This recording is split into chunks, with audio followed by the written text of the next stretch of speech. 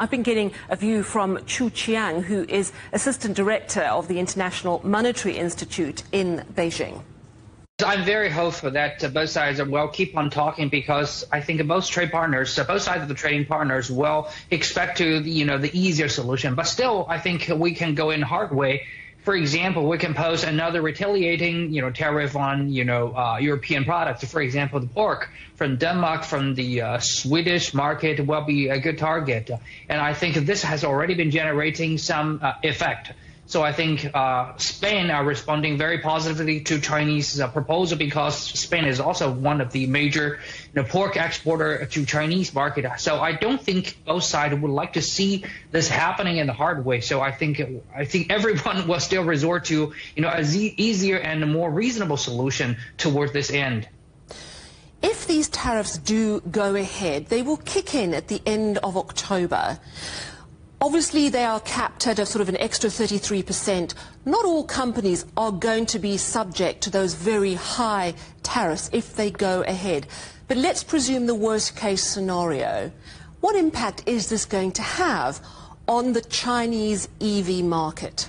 For sure. According to my modeling, I think probably it's going to generate like 10% the reduction in the sales of the EV into the European market in the beginning of the 3 months.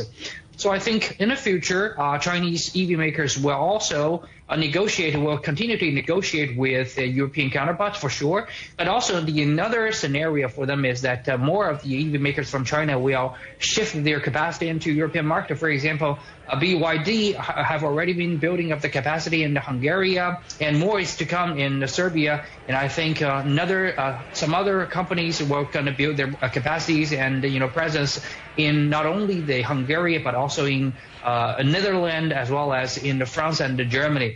So I think shifting the capacity towards the European market and localize the capacity is another option for them as well. This is not just like you versus me, Europe versus Chinese, EV makers, but it's more like, we're killing each other out of the political reasons, from the European Commission.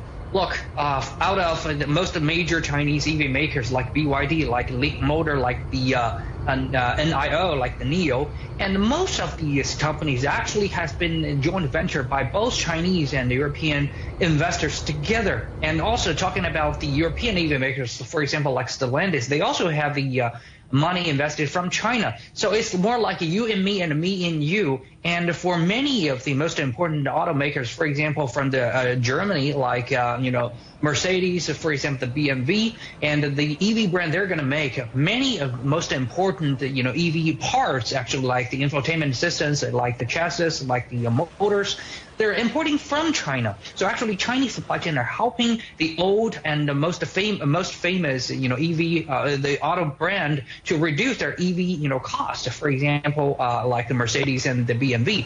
So I think these tariffs posed on Chinese EV brand, it looks like they're helping the EV automakers to reduce the competition within the EU market, but actually they're being killing their own profit and also uplifting their own cost for building their own brand. So I think this is a lose-lose scenario we're looking at if they're going to reverse the whole scenario. And I think a bargain, and a successful bargain and negotiation, is what we need most and urgently right now.